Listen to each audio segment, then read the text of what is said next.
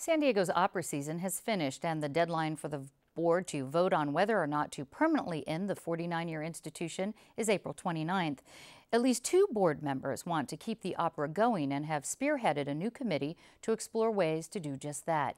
Carol Lazier and her husband Jay Merritt formed the new group and joined me with their plan. Welcome. Thank you. Thank you. Carol, last month, both of you voted to close San Diego's opera, and now you're heading up this effort to keep it open. What changed?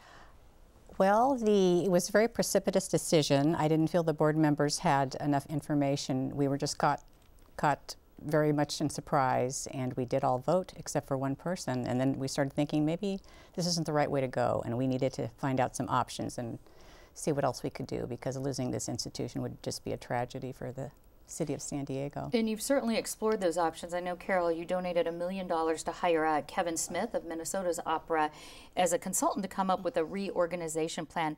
Jay, can you give us a sense of what that plan may include? I can. Of course, it hasn't been presented to the full board yet, so I have to be circumspect. But I want to emphasize this isn't cookie cutter. This is Kevin Smith spending literally 3 full days with our staff and looking at our books. Almost undoubtedly, you can expect serious, significant cuts in expenses.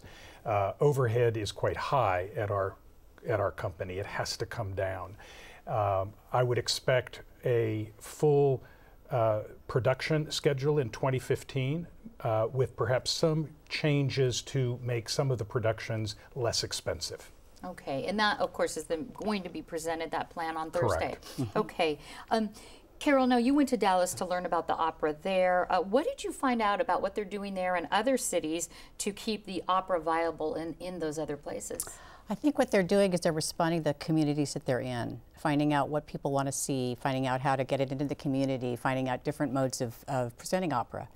10 minutes in a bar or a stadium, simulcast in a stadium, things like that. So it really depends on the city and.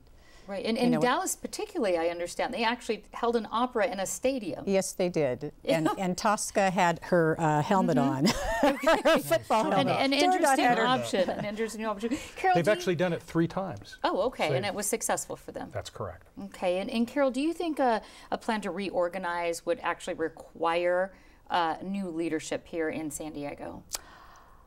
I think that we've had a wonderful opera here for many years, and Ian's done a wonderful job. We have had glorious productions, and I've enjoyed them so very much. But I do think we do need new leadership, because this is a new direction that we need to take if we're going to keep opera viable in San Diego. Okay, and Jay, I know several experts have told KPBS recently that it may not be legal for the board alone to shut down the company at this point. But if the closure happens, I understand assets must be sold off. How would that sort of thing, if it does go in that direction and you're selling off assets, how would that impact a reorganization plan? It would have a very big effect on it. The best path forward, we believe, is not to go down that path, but rather to redirect the company and stay in business. If, in fact, the assets start to be sold off, among other things, there's the uncertainty of time.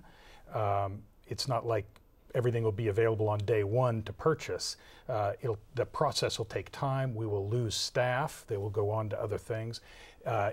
Certain assets, including human resources, become unavailable. So the far simpler and, in fact, cheaper way to proceed is to maintain positive cash flow, which really requires less of a cash infusion up front.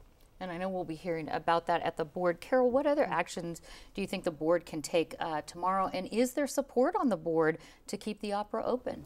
Well, I'm thinking this is a very compelling plan that Kevin is coming up with, and I think the board has an open mind. And once they hear that there are options that are very positive and can help our company move forward, I'm quite convinced that everybody will, maybe not everybody, but I think the majority of the board may agree with us. All right, Carol Lazier and Jay Merritt, thank you so much for the update. You are very welcome. Thank you for having us.